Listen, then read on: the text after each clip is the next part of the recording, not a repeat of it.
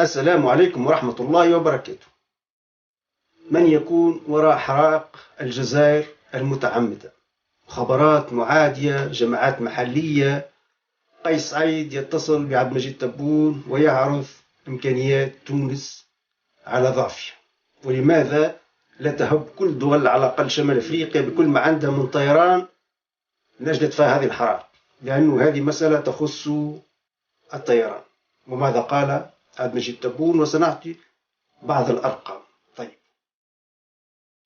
أول شيء ننطلق من تصريح وزير الداخلية الجزائري كمال بلجود اليوم الثلاثاء، يقول بالحرف الواحد: وجود أيادي إجرامية تقف وراء إشعال عشرات من حرائق الغابات بالبلاد في نفس الوقت.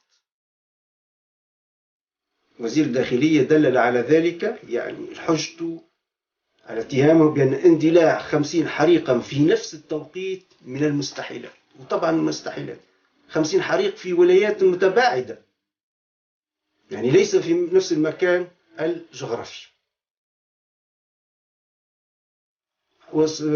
طبعا وزير الداخلية أمره الرئيس عبد المجيد تبون بأن يقود وفد وزاري ويذهب إلى تزي وزو، إحدى أكثر الولايات تضررا من الحرائق. من هي هذه الجماعات؟ نعطي فيما بعد الأرقام، موقف تونس، ولماذا لم تهب بقية الدول الشقيقة. أخوي مزعمهم في التآمر على الجزائر وعلى تونس وإشعال الفتنة لما يتعلق الأمر بإرسال طائرات هليكوبتر وطائرات الكنديار هذيك لإطفاء الحرائق، تجدهم صامتون لا حس لمن تنادي. بالنسبة استخبارات خارجية، معروف في التاريخ كثيرا ما تستخدم عملية الحرق في المحاصيل الزراعية لإضعاف العدو.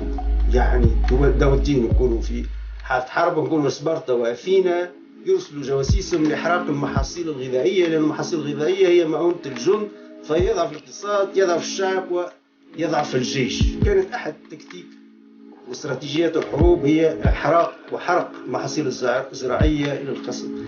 أيضا حرق المدن والعواصم التي تهزم عسكريا، من حرق طروادة، حرق قرطاج من قبل روما، حرق روما نفسها قبل بندال إلى آخره، عواصم كثيرة جدا، المغول لما دخلوا بغداد إلى آخره.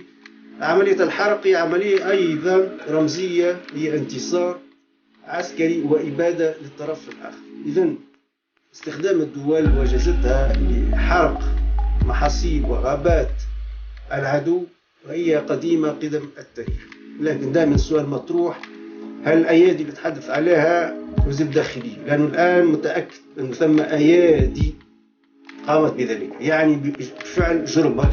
والدرك الوطني قام باعتقال مجموعة أنا جايين، لكن أنه يقول وزير الداخلية ثم أيادي، وعنده حق، لأنه هذه 50 حريق في أماكن مختلفة وفي نفس التوقيت، وراها أن يعني وشو حرائق الغابات هذه؟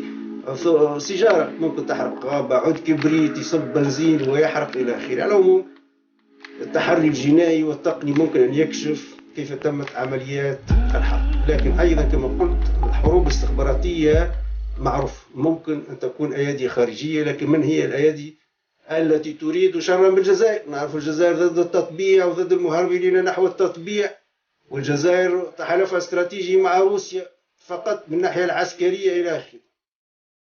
السؤال يبقى مطروح، لأني فعلا لست أملك الإجابة، في انتظار على الأقل بعض التوضيحات والتصريحات من وزارة الداخلية الجزائرية. جماعات داخلية نعم ممكن، جماعات إرهابية ممكن، من بقايا جية، بقايا هذا.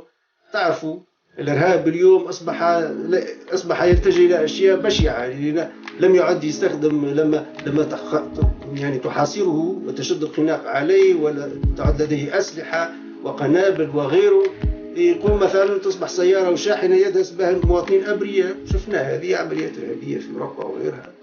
أو حرق إرهابي لا يائس يقوم بحرق الغابات، لكن يكون تنظيم، لأنه ليس بعمل منفرد ومنعزل، ثم تنظيم سواء أيادي خارجية يعني استخبارات خارجية أو جماعات محلية، هي ثم تنظيم حتى تعلن ساعة الصفر في حرق 50 حريق في مناطق مختلفة وبعيدة عن بعضها بعض. إن شاء الله التحقيقات الخبرات الجزرية قوية تأتي في القريب العاجل وتنير الرأي العام.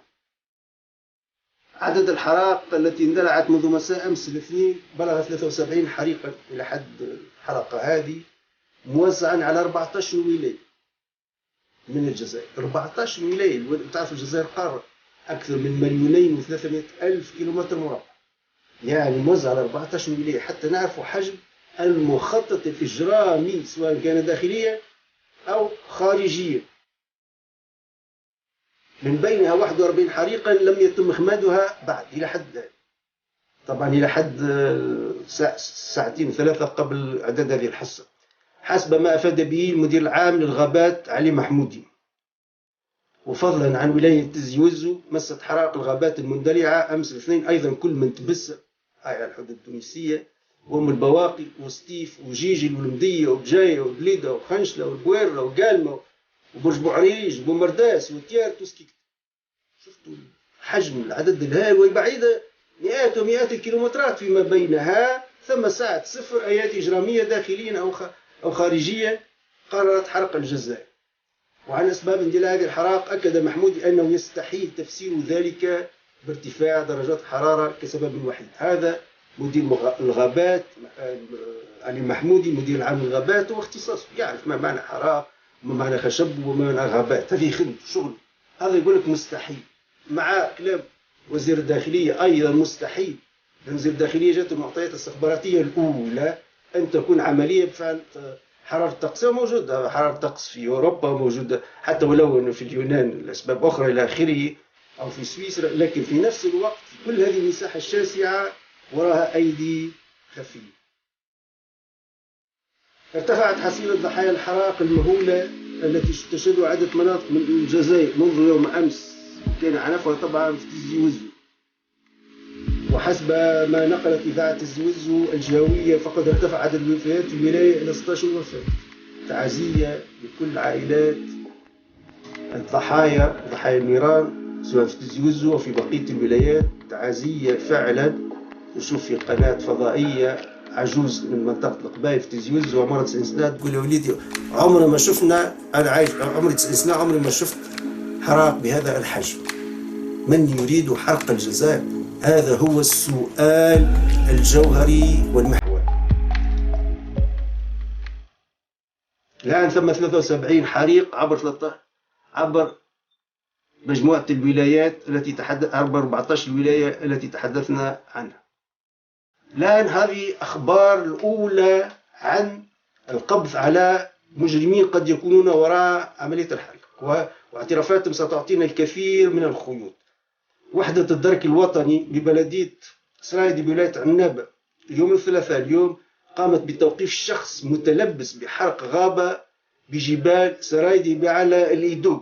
إن شاء الله تكون النطق صحيح، حسب ما علم من قيادة المجموعة الولاية للدرك الوطني بعنابة في المشرق في الشرق. مسكوا واحد متلبس هذا طبعا ليس بذئب منفرد للوسوليتار، أكيد وراه تنظيم. التحقيقات إن شاء الله في القريب العاجل تكشف عن ذلك. حاليا الشخص يوجد الذي تم توقيفه وهو قيد التحقيق على مستوى وحدة الدرك الوطني بسرايدي وفقا لذات المصدر، لأنه غابات بلدية سرايدي سجلت اليوم الثلاثاء اندلاع حرائق بنقاط متفرقة بجبال إيدوغ وعالي بوزيزي، نقاط متفرقة. شوفوا النار تنطش من مكان، من نقطة إلى نقطة، من نقطة ألف إلى نقطة باء، وتخلي مثلا كيلومترات خضراء. النار تبدأ تزحف في نفس المستوى من الأشجار.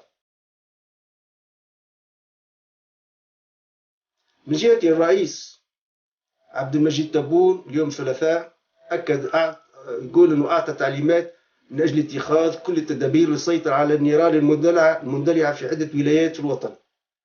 وجاء منشور في الصفحة الرسمية لدى رئيس الجمهورية فيسبوك: يعيش وطننا المفدى مرة أخرى محنة أليمة، ضافوا إلى المحن التي عاش هذه السنة، وكما انتصرنا في المحن السابقة سننتصر فيها.